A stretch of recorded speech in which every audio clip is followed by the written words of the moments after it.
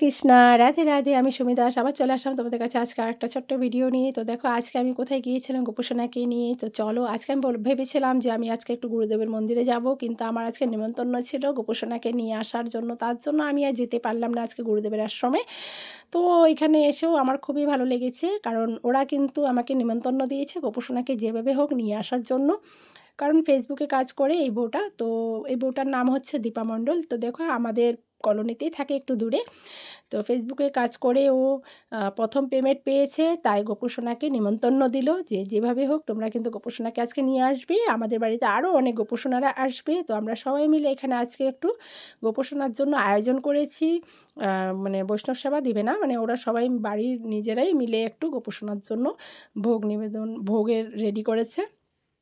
তো আমি গোপসোনাকে নিয়ে চলে আসলাম। এসে এখানে দেখি ওরা সবাই রেডি করে নিয়েছে, কারণ আমার আসতে একটু দেরি হয়ে গিয়েছিল, আমি বাজারেও একটু গিয়েছিলাম। তারপর এসে রেডি হয়ে গোপসোনাকে নিয়ে আসলাম। তো দেখো গোপসোনাকে ভোগ দিয়ে ওরা বাইরে ভোগ আরতি কীর্তন করলো, আমিও তাদের সাথে সাথে বসে বসে একটু কীর্তন করলাম। অনেক দিন পর কীর্তন করলাম, তাই আমার খুব ভালো লেগেছে। আমি নিজে হাতে আজকে করতাল বাজিয়ে গান করলাম অনেক দিন পর, তাই অনেক বেশি ভালো লাগলো। তারপর আমরা ভোগ দর্শন করলাম, সবাই প্রণাম করলাম, একটু প্রণাম করে সবাই ভোগ দক্ষিণা দিল। তো আমি যাদের বাড়িতে এসেছি আর যে নাকি ফেসবুক থেকে প্রথম টাকা ইনকাম করেছে, এই সেই দীপা মণ্ডল।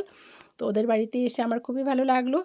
এসে গোপসোনাকে যখন পুজো সেবা হয়ে গেল, এবার আমরা ভোগ দর্শন করলাম। তো ও নিজের মাথায় করে ভোগ নিয়ে আসলো।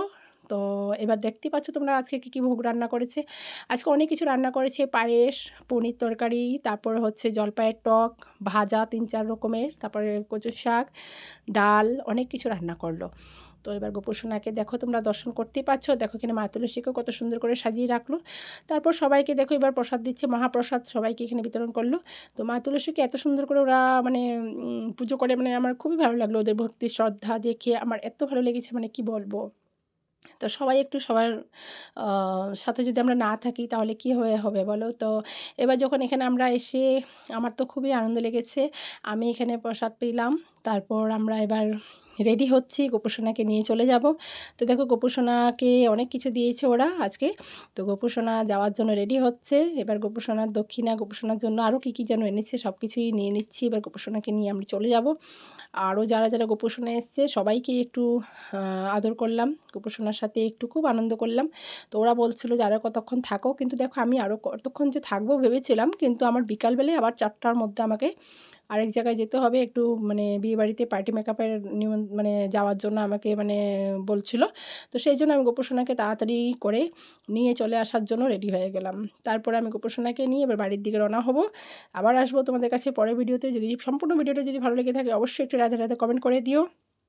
তো দেখো আমাকে আসতে দিচ্ছে না, তার জন্য ওদের সাথে কথা বলছিলাম। গোপসোনাকে নিয়ে এবার আমি রওনা দিচ্ছি। টাটা, বাই বাই, হরি বল।